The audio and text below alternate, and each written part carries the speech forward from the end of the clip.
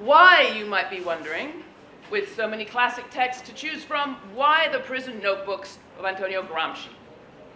Why, in the early 21st century, this one, study an early 20th century white man, okay, a Sardinian of Albanian descent, who died 80 years ago this spring? Why a straight, short, 5 inches Italian who suffered from a spinal illness that stunted his growth? Why Antonio Gramsci? He helped to found the Communist Party in his country of Italy, but he never took state power, he never commanded an army. He spent the last 11 years of his life locked up in a fascist prison. Maybe, in fact, it's what he had to say about fascism. He lived under it and saw it rise under Mussolini. Maybe it's the thoughts he had about intellectual work. We're all intellectuals, he said. It's society who determines who gets to act, to function as an intellectual, and who does not. Or education. We're all capable, he said, of governing, or should be educated to be so capable. Maybe it's what he had to say about the nation. He lived in Italy, which had just become one, sort of. Hadn't really developed a national cultural identity, a national popular, as he put it. Or maybe it's his thoughts on the industrial working class, which was just emerging in places like Turin in the pre-war and First World War years when he was living there. It could be all of those things, but on all of those things, I would also say humbly that Gramsci was a man of his era. His early industrial, not very intersectional, verging toward the prudish, if I might be so bold on occasion, writings, including writings about the Italian peasant who likes to come home from a hard day's work and find his woman sure and unfailing, quote unquote. He didn't write so much about the women workers and breadline waiters who in wartime Turin formed the radical backbone of the labor uprisings in 1917 and 1918. In fact, he wrote at the beginning of a lot of things that many of us believe we're living through the ending of. Industrial capitalism, financial capitalism, bourgeois liberalism, state socialism, even perhaps the nation state. Do we have time to go back to all these old texts and times? Well, we all believe that we do. These are, as Gramsci described them, days in which the old is dying but entrenched. On the left as well as the right, the old order dominates, as he put it, but does not lead. The crisis, he wrote, exists precisely in the fact that the old is dying and the new cannot be born. In this interregnum, a great variety of morbid symptoms appear, quote unquote. I think we're all pretty familiar with a whole lot of morbid symptoms: consumerism, puritanism, religious extremism, and Caesarism. A situation in which the forces of conflict balance each other catastrophically, as Gramsci put it. When they fail to serve, and a great personality arises, promising to break the logjam, but not necessarily doing anything of the kind. Sound familiar? Apart from the great part? Maybe all of that is why Gramsci. Gramsci, without forgetting, because he wouldn't want us to forget, the praxis informs philosophy and politics, and not forgetting that it was the women in the street in Turin in 1917 who, as one of them reported, quote, stopped work and gathered outside the factory gate shouting, "We want bread." The boss was very worried and addressed the workers with words of milk and honey. "I'll telephone military authorities straight away and order you a lorry full, or in this country, a truck full of bread." The workers, this worker writes, the workers fell silent for a while, and then all together they cried, "We couldn't give a damn about the bread. We want peace. Down with the profiteers. Down with the war."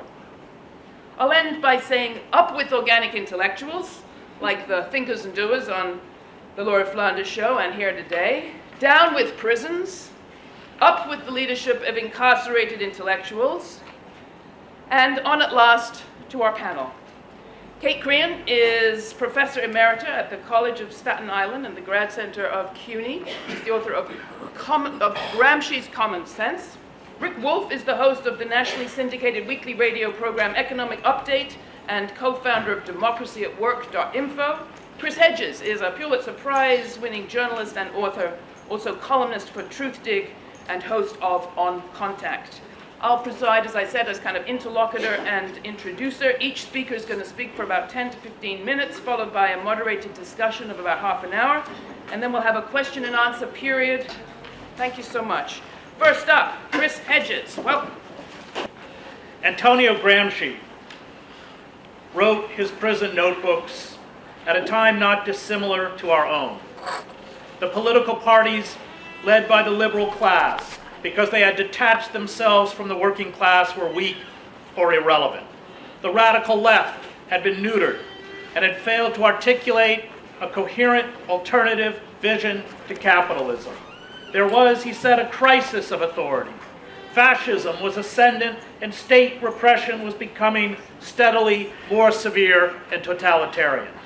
Benito Mussolini's regime claimed, like our corporate state, to be implementing a government based on efficiency, meritocracy, the management of society by experts and specialists, and the elimination of class conflict through mediation. It too celebrated heroic military values, that's in quotes, traditionalism, and a mythical past, in the case of fascist Italy, that stretched back to ancient Rome. It also rewarded conformism and loyalty, denigrated the humanities and culture in favor of vocational and technical training, spectacle, and patriotic kitsch. It preached a relentless positivism, ridiculed the concept of the public good by trumpeting a hyper-individualism and defying the press. Dissent and criticism were condemned as treason, and when Gramsci was arrested in 1926 and imprisoned, he technically had parliamentary immunity, but by then the rule of law was meaningless. From this bleak political landscape, we get the dictum you have all heard from Gramsci: pessimism of the intellect, optimism of the will. Gramsci, like Trotsky, was an intellectual, but also a journalist and an organizer. And it was Trotsky who lamented that by the time Gramsci set out to build the Italian Communist Party, the business elites allied with the fascists had put into place such draconian forms of repression that effective organizing was all but impossible. Gramsci, a bit like Luxemburg, deviated from the Marxist belief that the inherent contradictions of capitalism would of themselves usher in socialism. He was opposed to the iron control of the party by a Leninist revolutionary vanguard. Revolution, he wrote, would only be achieved when the masses had gained enough consciousness to exert personal autonomy and see through the mores, stereotypes, and narratives disseminated by the dominant culture. Revolutionary change required the intellectual ability to interpret and understand reality. Hegemony for Gramsci refers to how ruling elites, through mass culture, manipulate our understanding of reality to promote their interests. The passive consumers of mass culture see the world not as it is, but as it is interpreted for them. Mass culture, including the press and systems of entertainment, demonize all those the ruling elites scapegoat or fear, in our own case, people of color, the poor, Muslims, undocumented workers, anti-capitalists, labor unions, intellectuals, liberals, and dissidents. The corporate elites use mass culture to transform legitimate economic and social grievances into psychological and emotional problems. Hence the drumbeat throughout our consumer society to believe in ourselves, to work hard, to be obedient, to heed the dictates of positive psychology and self-help gurus, to get an education, to focus on excellence, and believe in our dreams. This mantra which in essence assures us that reality is never an impediment to what we desire, is accompanied by the fostering of a false camaraderie with a so-called corporate family, if we work for a corporation, or a hyper-nationalism. Gramsci understood that the capitalist manager was not only tasked with maximizing profit and reducing labor costs.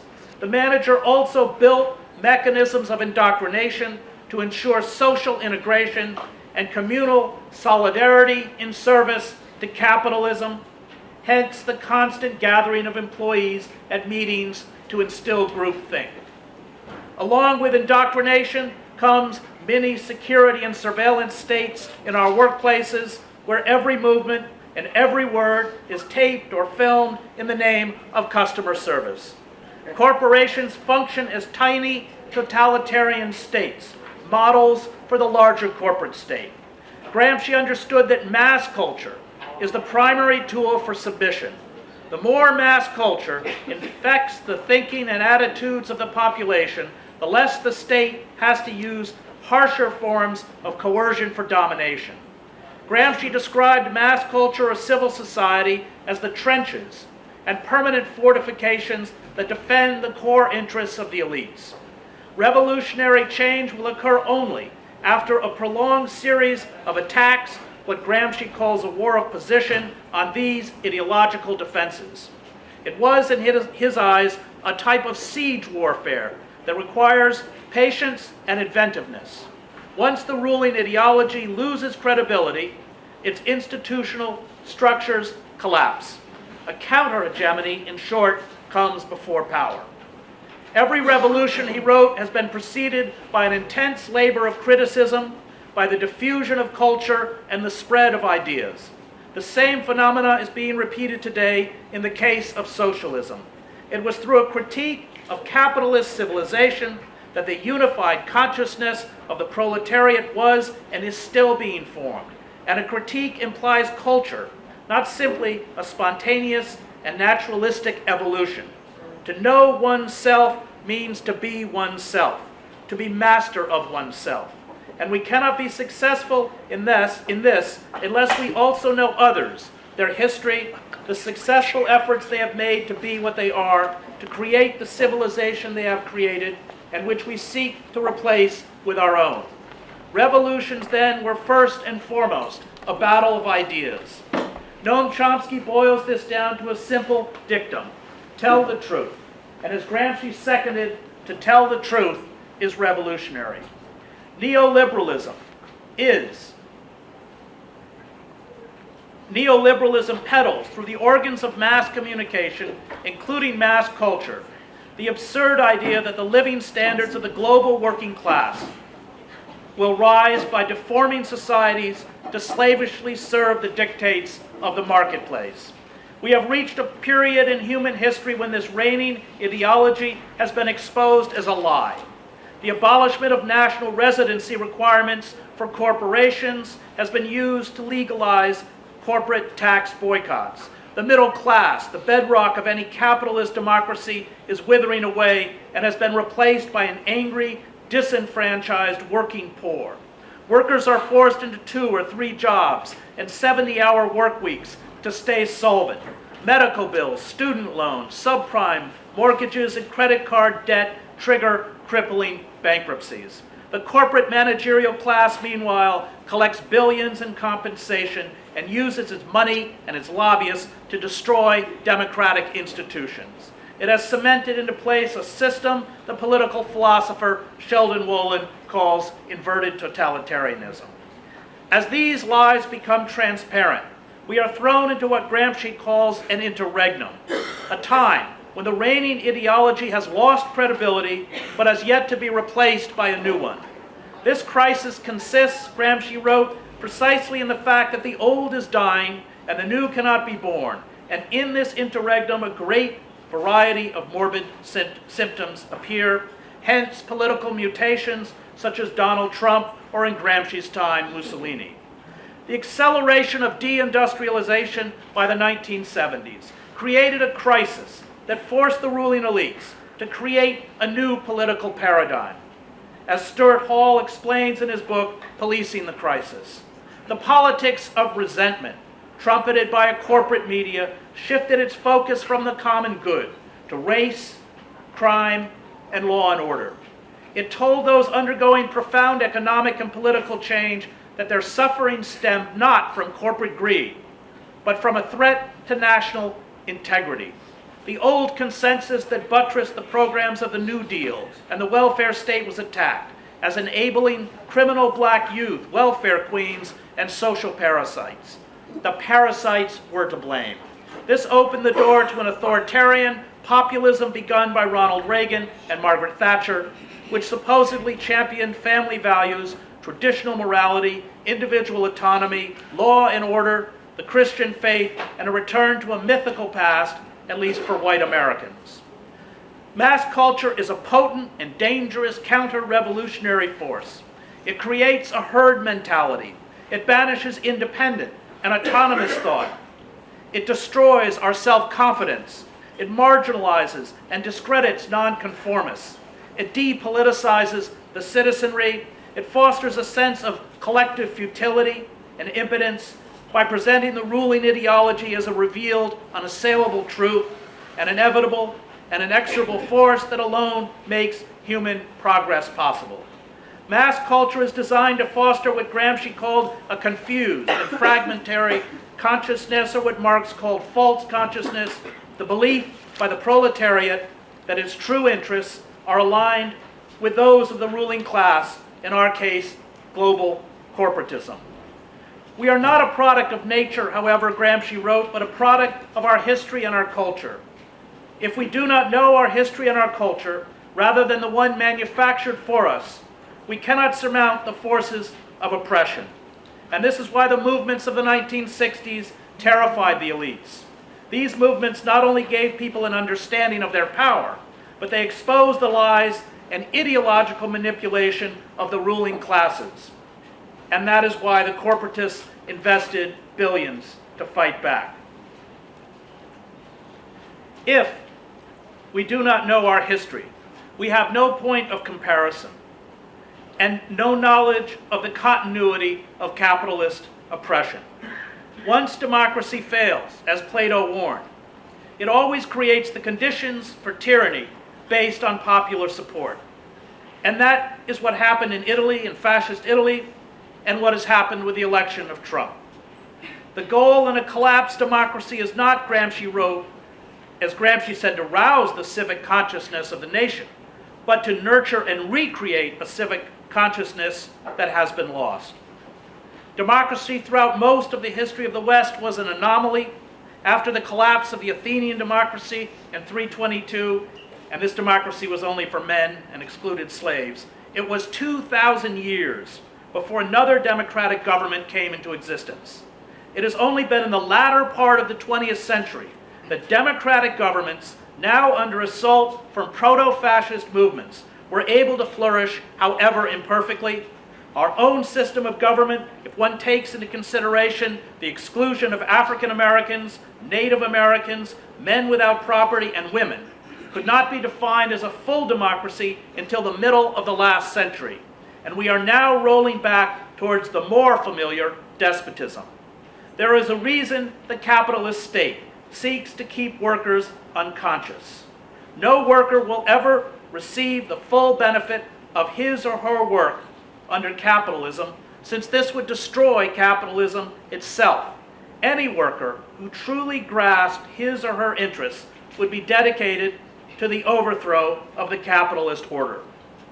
Gramsci edited the paper in Turin, The New Order, during the labor uprisings in 1919, and as Laura said, 1917, that saw workers take over factory floors and form workers' councils.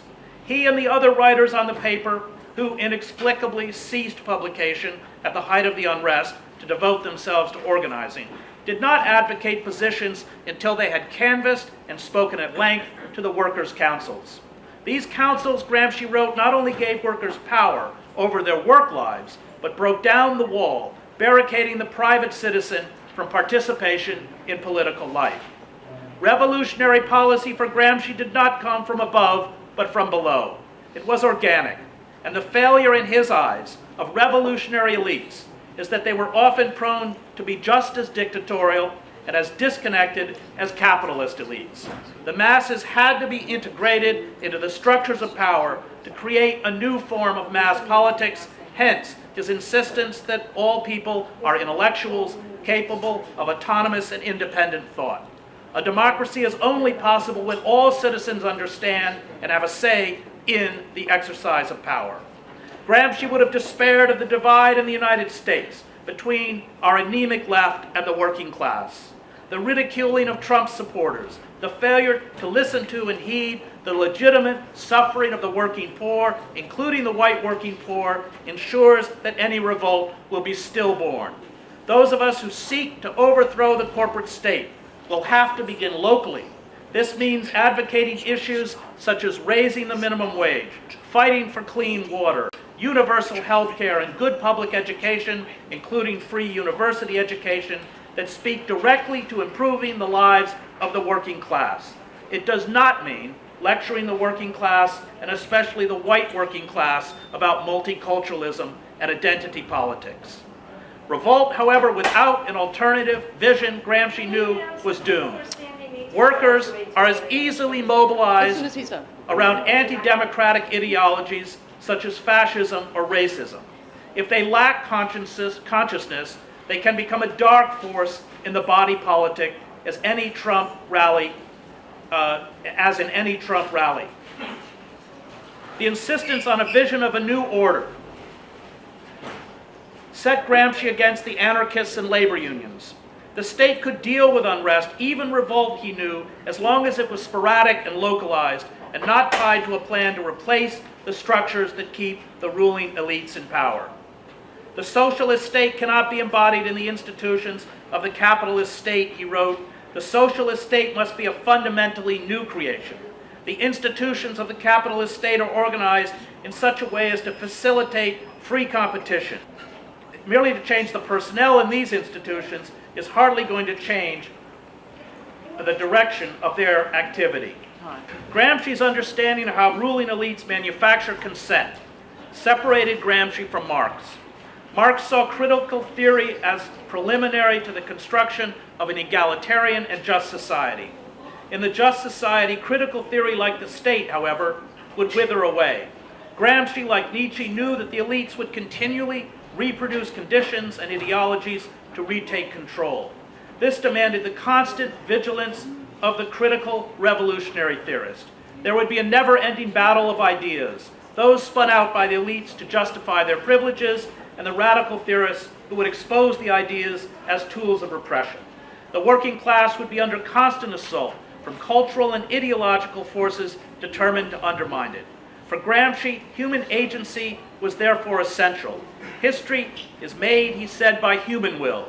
It is not predetermined. How we gain consciousness and how we achieve revolution cannot be understood by solely examining the means of production. We cannot, he continued, predict the course of history. We can go backwards as well as forwards. We must therefore use our human agency to create a vibrant counterculture that ultimately makes revolution possible. And this makes Gramsci, as we too recoil from the onslaught of corporate fascism, our contemporary. Thank you.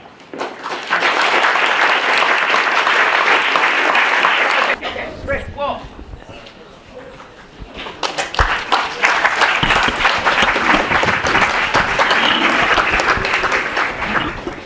I will be briefer than Chris because he's done some of the work I would have taken time to do. But I want to do a bit more in the way of celebrating Mr. Gramsci for what he offers us now and why it is so important to provoke you or to induce you to do some reading. The reading is heavy. The prison notebooks go over several volumes. A few years ago, the Columbia University Press made the decision to print the prison notebooks of Mr. Gramsci. But in a way, those prison notebooks illustrate the dictum of Mao, that it's important to remember that everything is contradictory and that therefore bad things, if you figure out the contradiction, can be turned into good ones. Mussolini arrested Mr. Gramsci and basically killed him slowly in jail. When they finally let him out, he died within a few months. He had been denied medical care and all the usual ways of that kind of behavior. But he had many years in jail and was able to write, and he made a contribution. Before I get to that, one of the things that always drew me to Mr. Gramsci's work was the fact that he was deliberate, as Marx was himself, in being what most people would call a scholar, but also always being an activist. This is difficult here in the United States, often to understand. I could tell you absurd numbers of stories of either participating or being part of a seminar in an English department at prestigious American universities where the professor and the students were discussing Gramsci's marvelous theories of the subaltern or theories of the complex role played by the Roman Catholic Church in Italy, something he studied at great length. Realizing that as I listened, these people were talking as though this were another great thinker. When I raised my hand, which I began to enjoy after a while doing, and reminded everyone, yes, he's a great thinker, but I want you to all remember, of course, that he was a Marxist. And people would look at me as if I had suddenly told an off-color joke in the wrong moment. And when the trouble subsided, I waited a few more minutes. I told you I enjoyed this. And then I said, you know what else? He was the leader of the Italian Communist Party for a long time. Like most of his adult life. Try that one. When that didn't subside after a while, I then went on. He called those collections of workers that Chris mentioned, the workers' councils in Torino, where the workers were on strike against the company you may have heard of, Fiat. He called them workers' council because that was a translation into Italian of the Russian word Soviet. He was an admirer of Mr. Lenin, a copier of Mr. Lenin. He was also on occasion a critic, which would be logical to things to go together, but not either or. He was a communist and the head of the Italian Communist Party.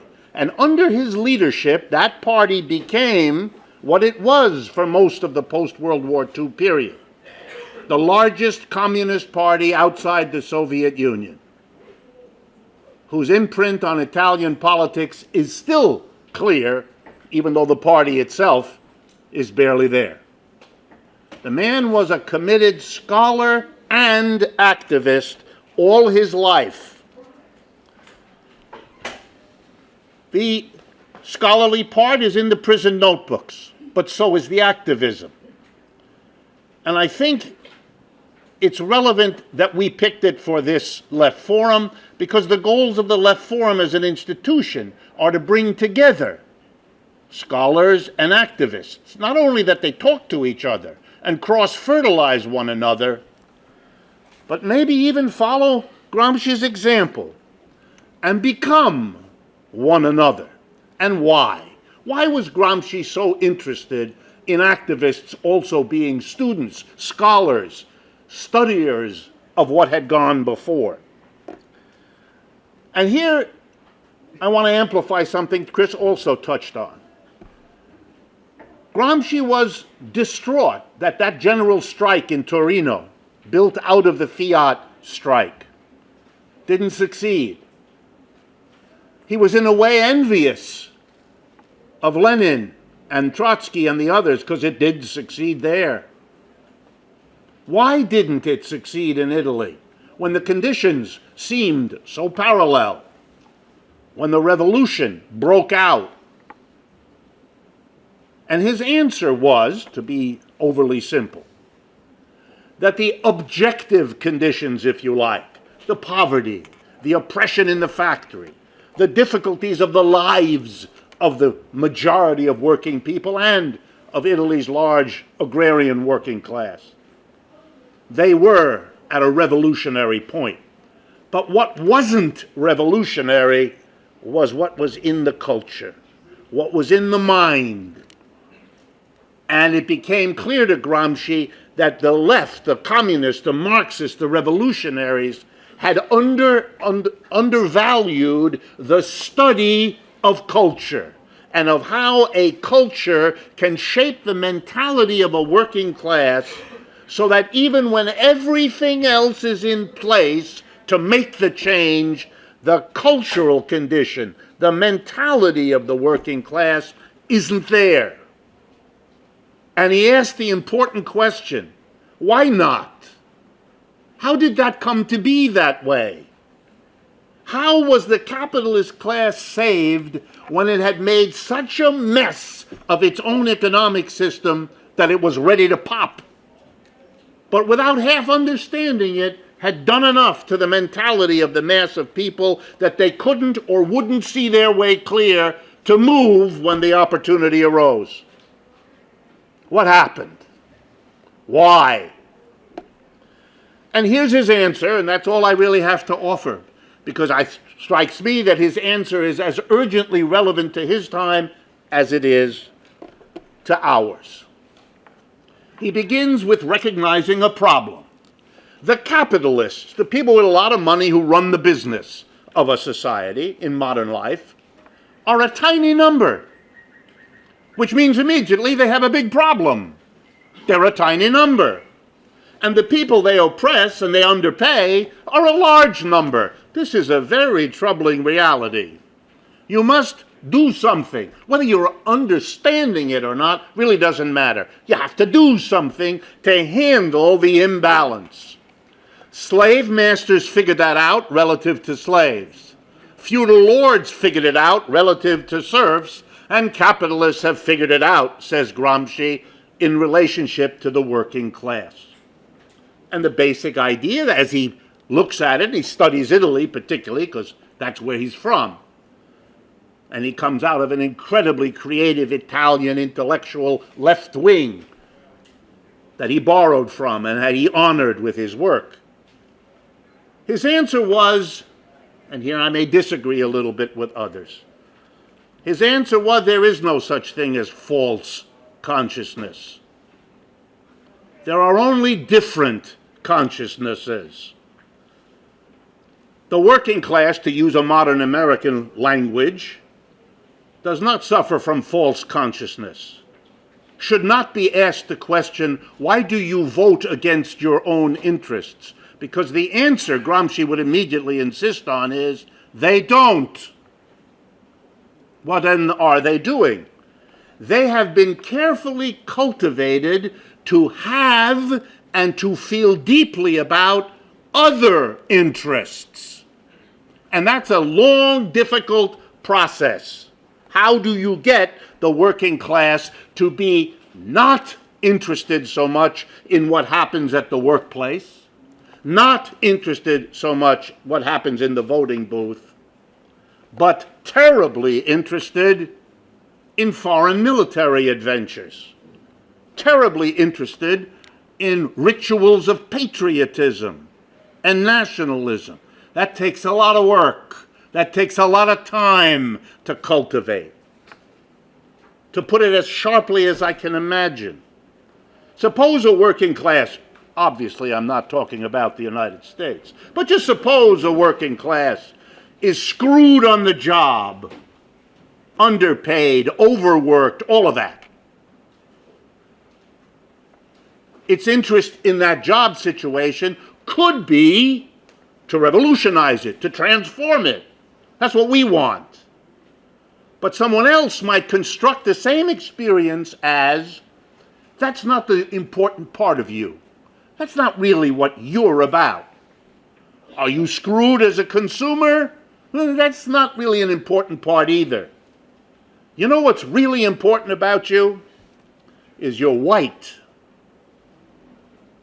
or you're an American, or you're not an immigrant. These are the important things about you, which are going to be celebrated, are going to be raised up and honored. You have an interest in supporting that honoring and engaging that because it honors you in a society where you as a worker are dishonored all the time. That's why you don't want to stay on that job, do you? And why you go on the way from the job home and stop at that famous place that offers you what you haven't had all day, namely a happy hour. Right? So you don't. You look for something else. But you begin to be having an interest in the patriotism, in the nationalism, in the white business. Your skin color becomes important. Your origin or that of your family. People have an interest. And the struggle becomes, in Gramsci's mind, how do we honor and recognize the interests served by the identifications that have been built into this culture that militate against revolution and change? And how do we build a, to use his language, counter-hegemonic, a way of developing beliefs and feelings that will make people have an interest in changing their conditions, rather than celebrating nationalism. Final thought. I don't know how many of you read the speech by our president after he withdrew the United States from the Paris Accords yesterday. But if you read the speech, and I urge you to do it, it is an endless repetition of one idea. I, Trump, am saving America from the evil machinations of foreigners, climate lunatics, and others who threaten our American situation. It is a celebration of nationalism. A nationalism that has been the identification for people whose other parts of life have been made horrible by the very forces that celebrate the nationalism. They are teaching people how to think of themselves in such a way that militates against seeing and responding to what we are trying to do. We have to understand that, says Gramsci. We have to deal with undermining the identifications people have with the interests that they are allowed to celebrate around themselves, undermine that, and offer others the romance, because that's partly what it is, of being a fighter for justice. That's a very powerful image. It could become a powerful image for millions of Americans. So could the notion that we welcome immigrants, that to celebrate the solidarity of people. Because after all, the immigrants were driven to come here by the same forces that are the problem. And that maybe the immigrants together with the workers here could become a counter. Those images have worked. They can work again. But it has to be an understood struggle over the culture of a society, to identify which parts of that culture are the problems for social change and which are the opportunities. Gramsci began as a young man as a theater critic for a newspaper in Italy. He tried to understand in his reviews what theater captured people and what didn't. That's the same issue. What theater is capturing people? Mr. Trump is a theater producer, as have all the other presidents been. We have to understand how they make their theater successful and offer an alternative theater that can pull people to a place where the objective situations and the subjective come together to make the change happen. Thank you.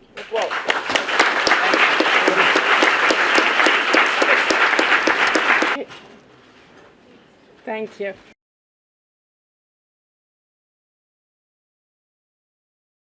In his best-selling Capital in the 21st Century, Thomas Piketty, the explicitly non-Marxist French economist, observes that, quote, "The history of inequality is shaped by the way economic, social, and political actors view what is just and what is not, as well as by the relative power of those actors and the collective choices that result," unquote.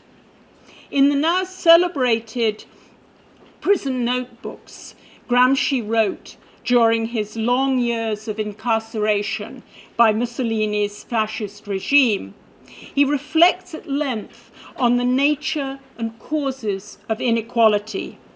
These reflections, I suggest, offer us a particularly fruitful way of approaching the question of how economic, social, and political actors come to their understanding of what is just and what is not. For Gramsci, co-founder of the Italian Communist Party and a thinker who is very much part of the Marxist tradition, the concept of class is central to any understanding of inequality. The concept of class we find in the notebooks, however,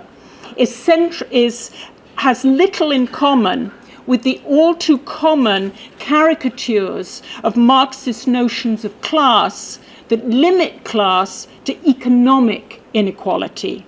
Rather, this is an understanding of class that recognizes the many different forms of structural inequality can take.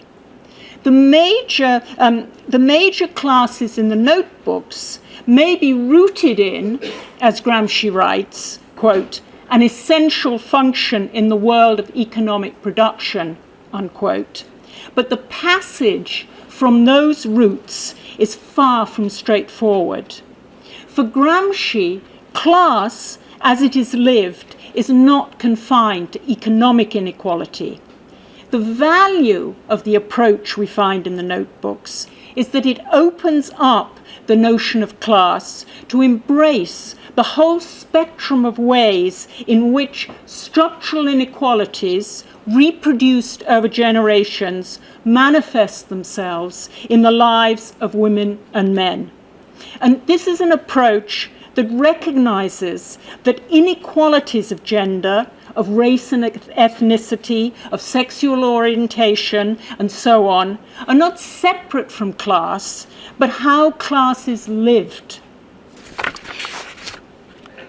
Right?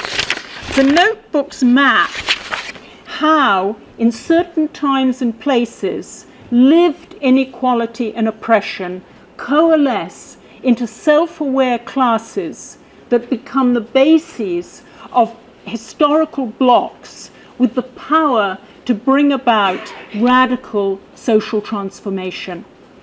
To understand Gramsci's nuanced and multifaceted understanding of class, it is helpful to approach it through three interlinked concepts that are central to his thinking: subalternity, intellectuals, and common sense. First, subalternity. Thanks in large part to the writings of the subaltern studies scholars, the term subaltern has entered the academic mainstream. In the course of its journey, however, it has lost much of the multi-layered richness it has in the notebooks. Subaltern is not, as has so often been claimed, simply a euphemism for proletariat. Rather, it is a broad, flexible category that encompasses all those who are oppressed rather than oppressing, ruled rather than ruling. As Marcus Green has noted, at different points in the notebook Gramsci devoted to subaltern social groups, slaves, peasants, religious groups, women, different races, and the proletariat are all referred to as subaltern social groups. Tellingly, as Gramsci scholar Joseph Buttigieg has pointed out, The notebooks never speak of the subaltern in the singular. They talk of subaltern classes or subaltern social groups. It is a mistake, Buttigieg stresses, to seek a precise definition of subaltern or subaltern social groups, as conceived by Gramsci. He does not regard them as a single, much less a homogeneous entity. It is precisely why he always refers to them in the plural, unquote. The point is that if we want to define subalternity precisely, then we need to know which subalterns at which historical moment we are talking about and the particular nature of their particular subalternity. The second key concept is that of intellectuals.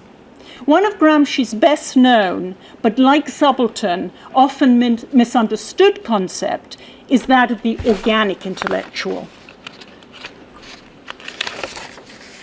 Part of the problem is that nowhere in the notebooks can we find a neat capsule definition. To grasp what Gramsci means by organic intellectual, a good place to begin is with his rejection of most standard definitions of intellectuals. Intellectuals, he stresses, are not defined by their possession of specific skills or expertise, but by the role they play as producers or distributors of the knowledge that in a given time and place is seen as authoritative. In essence, Gramsci shifts the emphasis from individual intellectuals to the process of knowledge production. The key question for him is, how do certain understandings of reality, certain narratives as to how the world works, establish themselves as authoritative, as true? How, to use what is perhaps Gramsci's best known term, do certain narratives become hegemonic? And when and how are existing hegemonic narratives effectively challenged and replaced by others? The role of intellectuals, both in the creation and reproduction of such narratives and in the effective challenging of them, is one of the notebook's major topics. And at the heart of Gramsci's theorization of this role is the concept of the organic intellectual. The organicity of organic intellectuals is defined not by their personal background, but by the degree to which the knowledge they produce and distribute is rooted in the lived experience of a particular social group or class. They are organic in that they are the bearers of a particular collective lived experience, which they have transformed into coherent political narratives capable of achieving hegemony. Such potentially transformative narratives do not, however, emerge unaided from the brains of intellectuals. They are the product of dialogue between intellectuals and those living the reality intellectuals theorize. And this is where the concept of common sense, senso commune, comes in. Senso commune is the term Gramsci uses for all those heterogeneous beliefs people arrive at not through critical reflection, but encounter as undeniable, self-evident truths. It's important here to note that the Italian term senso commune lacks the overwhelmingly positive connotations of the English term common sense. It's a far more neutral term. Gramsci takes common sense very seriously while never romanticizing it. Common sense's most fundamental characteristic, he writes, quote, is that it is a conception which even in the brain of one individual is fragmentary, incoherent, and inconsistent, unquote. It is not that, quote, there are no truths in common sense. Rather, common sense is an ambiguous, contradictory, and multiform concept. To refer to common sense as a confirmation of truth is a nonsense. And then again, another quote, common sense is a chaotic aggregate of disparate conceptions, and one can find there anything one likes, unquote. And very importantly, over time, this aggregate continually shifts as new elements are added and old ones discarded. Despite all his criticisms, however, Gramsci's attitude to common sense is far from wholly negative. Embedded within the chaotic confusion of common sense, he identifies what he terms buon senso, good sense. And for him, it is these strands of good sense that it is in these strands of good sense that new progressive political narratives have their origin. Is it possible, he writes, quote, that a formerly new conception can present itself in a guise other than the crude, unsophisticated version of the populace? Common sense is, for Gramsci, a crucially important site where the seeds of new oppositional conceptions of the world are to be found. New narratives of reality capable of challenging the existing hegemony in ways that go beyond simple resistance to the conceiving of a new, more progressive hegemony. Such seeds represent the still incoherent expressions of the world as viewed from the vantage point of a subaltern group beginning to overcome its subalternity. As it emerges from subalternity to become a distinct and self-aware class, it produces its own organic intellectuals who transform these seeds of common sense into coherent and elaborated narratives that provide it, as it were, with a mirror in which it sees its lived experience reflected and made intelligible.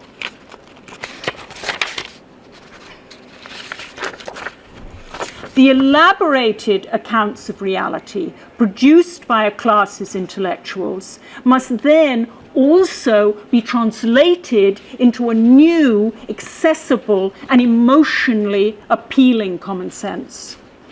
At the heart of the notion of the organic intellectual, there is in fact a strong epistemological claim, namely that the foundational political narratives produced by subaltern groups as they emerge from subalternity and achieve hegemony have their origin in the incoherent conceptions of the world born of the day-to-day experience of living in a given subaltern location.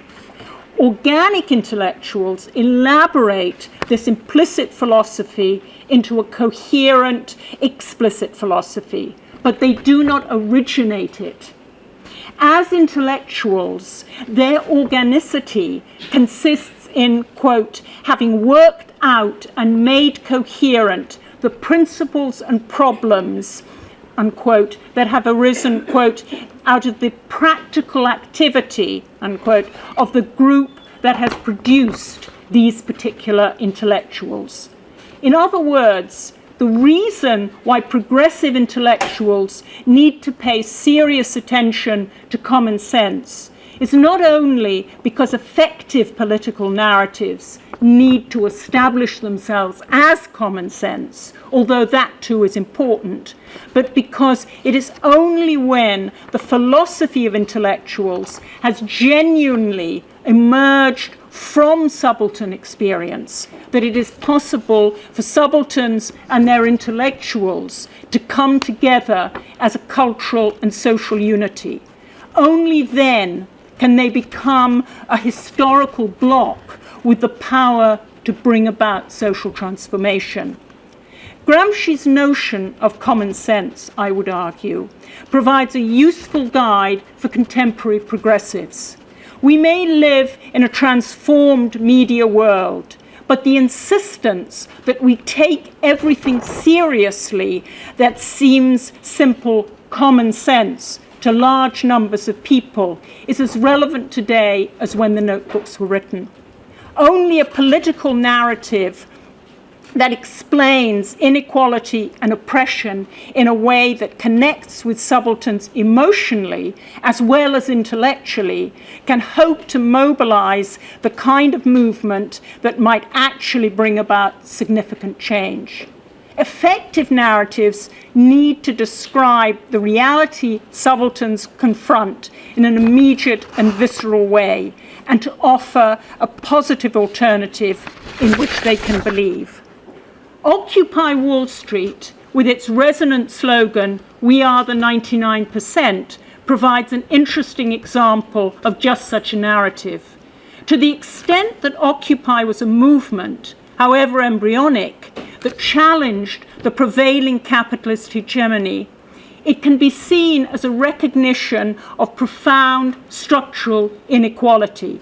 As a conception of the world, the Occupy narrative may often have been incoherent and the movement itself fleeting, but the widespread recognition and acceptance of its common sense message of what is just and what is not surely suggests the existence of a social group with its own conception of the world, distinct from the hegemonic capitalist narrative, even if, as the conception of a still subaltern group, it is necessarily, to use Gramsci's words, quote, only embryonic, a conception which manifests itself in action, but occasionally and in flashes, unquote. Taken together, Gramsci's concepts of subalternity, intellectuals, and common sense can help us trace the genesis of both the narratives that rationalize and those that challenge capitalist forms of inequality. We can see the three concepts as providing a map of the realities of class. In broad terms, this map charts the relationship between the condition of subalternity and the knowledge born from living that subalternity. First, as incoherent and contradictory common sense, but then elaborated and rendered coherent by the organic intellectuals who emerge out of that specific subaltern experience, and then retranslated into a new common sense. Such knowledge, always organically linked to the structural realities of class, is a central element in the reproduction or transformation of any regime of power. Despite being written in the mid-20th century, Gramsci's complicated and anything but economistic account of class can, I would argue, provide a helpful guide, although never a simple template, for those trying to imagine the possibilities for radical change in our grossly unequal 21st century world.